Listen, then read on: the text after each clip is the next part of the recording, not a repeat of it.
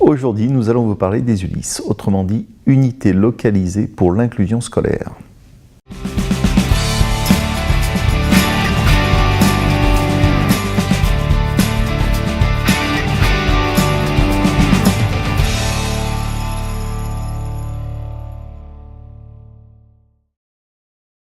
Il s'agit d'un dispositif pour favoriser l'inclusion scolaire en milieu ordinaire des élèves en situation de handicap.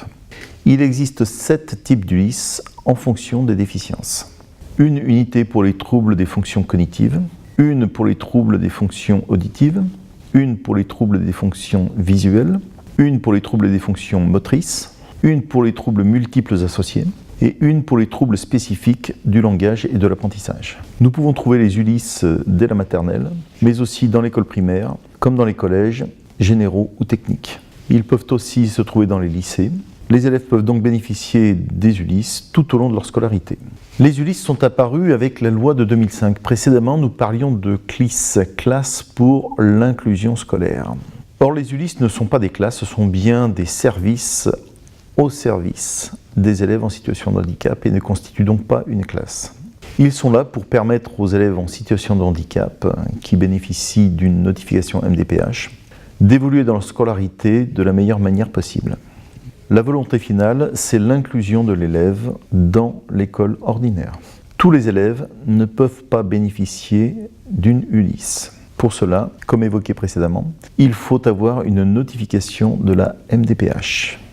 Les ULIS, quels qu'ils soient et à quelque niveau qu'ils soient, ont un nombre de places limité. Malheureusement, trop souvent, dans les écoles primaires, dans les collèges, les élèves considèrent que l'ULIS est leur classe. Et même le corps professoral parle d'élèves d'ULIS, ce que nous considérons comme un peu stigmatisant. Arrivés au niveau du lycée, les élèves subissent moins cette segmentation. L'ULIS propose des méthodes pédagogiques et des rythmes de travail qui pourraient bénéficier à l'ensemble des élèves. Comme pour toutes les notifications de la MDPH, celle concernant l'ULIS n'est pas une obligation, c'est un droit octroyé à l'élève en situation de handicap. Les élèves en fonction de leur déficience peuvent avoir besoin de conditions particulières de scolarité. L'ULIS est là pour apporter des compensations dans le respect de l'équité. L'équité permet de compenser une situation déficiente pour ramener tout le monde au même niveau. Comme vous pouvez le voir, il y a une différence entre équité et égalité. Petit conseil, l'élève qui bénéficie du dispositif ULIS dépend, comme tous les autres élèves, du professeur principal.